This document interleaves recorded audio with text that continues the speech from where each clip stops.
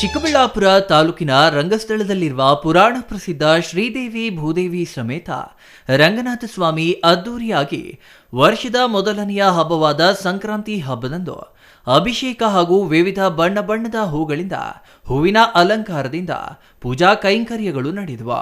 ಇನ್ನು ಹೊಯ್ಸಳರ ಕಾಲದಲ್ಲಿ ನಿರ್ಮಾಣವಾಗಿರುವ ಈ ದೇವಾಲಯವು ಹಲವು ವಿಶೇಷತೆಗಳಿಂದ ಕೂಡಿದ್ದು ಮಕರ ಸಂಕ್ರಾಂತಿ ಹಬ್ಬದಂದು ನೇರವಾಗಿ ಸೂರ್ಯನ ಕಿರಣಗಳು ರಂಗನಾಥ ಸ್ವಾಮಿಯ ಪಾದಕ್ಕೆ ಬೀಳುವಂತೆ ಗರ್ಭಗುಡಿಯನ್ನ ನಿರ್ಮಿಸಲಾಗಿದೆ.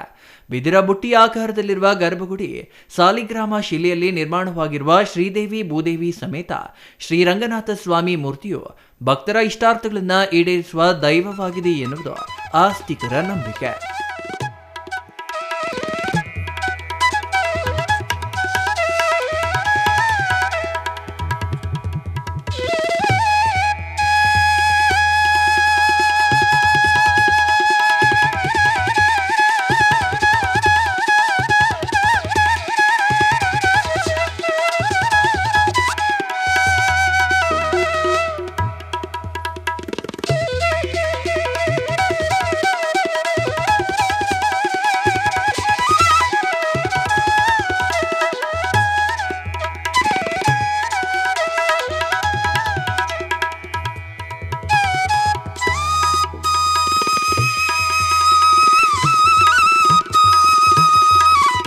ನಾವು ಬ್ಯಾಂಗ್ಳೂರಿಂದ ಬಂದಿದ್ದೀವಿ. ಸಂಕ್ರಾಂತಿಗೆ ನಾವು ಊಟ ಕಟ್ಕೊಂಡು ಹೋಗ್ತೀವಿ. ಸೊ ನಾವು ಫ್ಯಾಮಿಲೀಸ್ ಬಂದಿದ್ದೀವಿ, ಒಟ್ಟು 9 ಫ್ಯಾಮಿಲೀಸ್ ಬಂದಿದ್ದೀವಿ. ಅದೇ ಸಂಕ್ರಮಣಗೆ ನಾವು ಎಲ್ಲರೂ ಒಂದೊಂದು ಐಟಮ್ ಮಾಡಿಕೊಂಡು ಅಡುಗೆ ಮಾಡಿಕೊಂಡು, ನಾವು ನಾರ್ತ್ ಕರ್ನಾಟಕದವರು, basically we are from north Karnataka. So ನಾವು ಇಲ್ಲಿ ಎಲ್ಲ ಬಂದು ಟೆಂಪಲ್ ವಿಸಿಟ್ ಮಾಡಿ ಆಮೇಲೆ ಊಟ ಮಾಡ್ಕೊಂಡು ಹೋಗ್ತೀವಿ. ನಾವು ಬಂದು ಧಾರವಾಡ, ಹುಬ್ಬಳ್ಳಿ ಎಲ್ಲರೂ ಆ ಸೈಡ್ದವ್ರೇ, ಬಟ್ ವರ್ಕಿಗಂತ ಬಂದಿರೋದು ಬೆಂಗಳೂರಿಗೆ.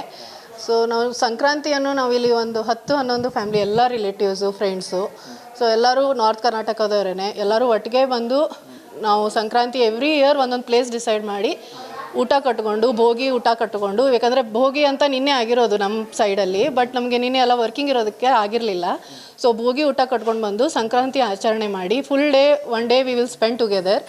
ಸೊ ಮಕ್ಕಳು, ದೊಡ್ಡವರು ಎಲ್ಲರೂ ಇದ್ದಾರೆ, ನಮ್ಮದು ಏಜ್ ಗ್ರೂಪ್ ಎಲ್ಲ ಥರದ್ದು ಇದ್ದಾರೆ, ಅತ್ತೆ ಮಾವ, ಮಕ್ಕಳು, ಮೊಮ್ಮಕ್ಕಳು ಎಲ್ಲರೂ ಇದ್ದಾರೆ. ಸೊ ಎಲ್ಲರೂ ಒಟ್ಟಿಗೆ ಬಂದುಬಿಟ್ಟು ಸಂಕ್ರಾಂತಿಯನ್ನು ಸೆಲೆಬ್ರೇಟ್ ಮಾಡ್ತೀವಿ. ಈ ಪ್ಲೇಸಿಗೆ ಫಸ್ಟ್ ಟೈಮ್ ಬಂದಿರೋದು. ಸೊ ಎವ್ರಿ ಇಯರ್ ಒಂದು ಪ್ಲೇಸ್ ಅಂತ ಡಿಸೈಡ್ ಮಾಡ್ತೀವಿ, ನೋಡೋದು ಪ್ಲೇಸ್ ನಿಯರ್ ಬೈ ಬೆಂಗಳೂರು ನೋಡಿಕೊಂಡು ಹೋಗಿ ವಿಸಿಟ್ ಮಾಡಿ ಅಲ್ಲೇ ಒಂದು ಸ್ವಲ್ಪ ಟೈಮ್ ಕಳೆದು ಊಟ ಮಾಡಿ ಮತ್ತೆ ನಿಯರ್ ಪ್ಲೇಸಸ್ ಕವರ್ ಮಾಡಿ ದಿನ.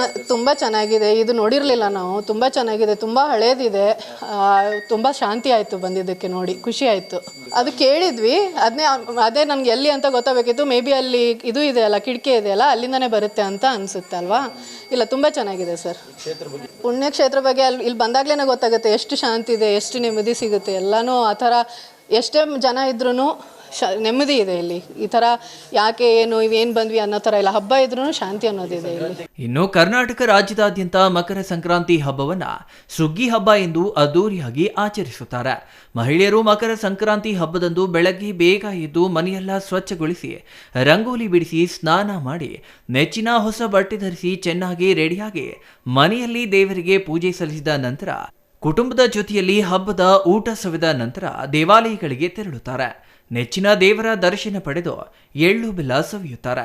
ಇನ್ನು ಸಂಕ್ರಾಂತಿ ಹಬ್ಬದ ಪ್ರಯುಕ್ತ ದನಕರುಗಳ ಸ್ವಚ್ಛಗೊಳಿಸಿ ವಿವಿಧ ಬಣ್ಣಗಳಿಂದ ಅಲಂಕರಿಸಿ ಬೇಯಿಸಿದ ಅವರೆಕಾಯಿ, ಕಡಲೆಕಾಯಿ ಹಾಗೂ ಎಳ್ಳು ಬೆಲ್ಲ ಕಬ್ಬನ್ನ ತಿನ್ನಿಸಿ ಗ್ರಾಮಗಳಲ್ಲಿ ಮೆರವಣಿಗೆ ಮಾಡಿ ಕಿಚ್ಚು ಹಾಯಿಸಿದ್ದಲ್ಲದೆ ಯುವಕರು ಭರಾಟೆಗಳನ್ನು ತಿರುಗಿಸಿ ಸುಗ್ಗಿ ಹಬ್ಬವನ್ನು ಸಂಭ್ರಮಿಸುತ್ತಾರೆ.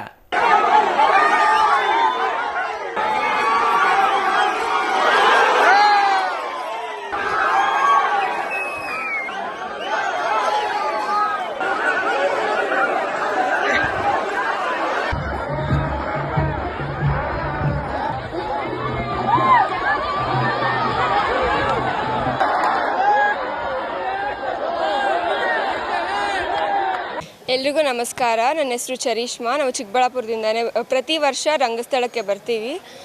ಸಂಕ್ರಾಂತಿ ಹಬ್ಬದ ದಿನ ರಂಗಸ್ಥಳದಲ್ಲಿ ಮೊದಲನೇ ಸೂರ್ಯನ ಕಿರಣ ರಂಗಸ್ಥಳದ ದೇವರ ಮೇಲೆ ಬೀಳೋದ್ರಿಂದ ಇದು ತುಂಬ ಶ್ರೇಷ್ಠ ಅಂತ ಪ್ರತಿ ವರ್ಷ ಬರ್ತೀವಿ.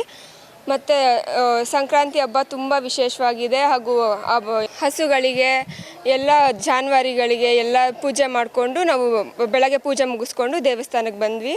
ದೇವಸ್ಥಾನದಲ್ಲಿ ಪ್ರಸಾದ ಎಲ್ಲ ಕೊಡ್ತಾ ಇದ್ದಾರೆ. ತುಂಬ ಚೆನ್ನಾಗಿ ಅಲಂಕಾರ ಮಾಡಿದ್ದಾರೆ ದೇವ್ರನ್ನ. ಹಿಂದೂಗಳಿಗೆ ಏನಕ್ಕೆ ವಿಶೇಷ ಅಂತ ಅಂದರೆ ಈಗಿನ ಕಾಲದಲ್ಲಿ ಸುಗ್ಗಿ ಆಚರಣೆ ಮಾಡ್ತಾರೆ. ಎಲ್ಲ ಬೆಳೆಗಳು ಬಂದಿರುತ್ತೆ, ರಾಗಿ ಆಗಿರ್ಬೋದು, ಭತ್ತ ಆಗಿರ್ಬೋದು, ಬೆಳೆ ಬಂದಿರುತ್ತೆ. ಅದಕ್ಕೆಲ್ಲ ಪೂಜೆ ಮಾಡಿ ನಾವು ಮನೆಗೆ ತಗೊಂಡು ಹೋಗುವಂಥ ಕಾಲನೇ ಇದು. ಸೊ ಅದಕ್ಕೆ ತುಂಬ ಹಿಂದೂಗಳಿಗೆ ತುಂಬ ವಿಶೇಷ ಮತ್ತು ಪ್ರಾಮುಖ್ಯವಾದ ಹಬ್ಬ ಇದು. ದೇವರು ತುಂಬಾ ಚೆನ್ನಾಗಿ ಅಲಂಕಾರ ಮಾಡಿದರು. ನಾರ್ಮಲ್ ಡೇಸ್ಗಿಂತ ಇವತ್ತು ತುಂಬಾ ಚೆನ್ನಾಗಿ ಅಲಂಕಾರ ಮಾಡಿ, ಹೂವಿನ ಅಲಂಕಾರ ಆಗಿರ್ಬೋದು ಎಲ್ಲನೂ ಚೆನ್ನಾಗಿತ್ತು.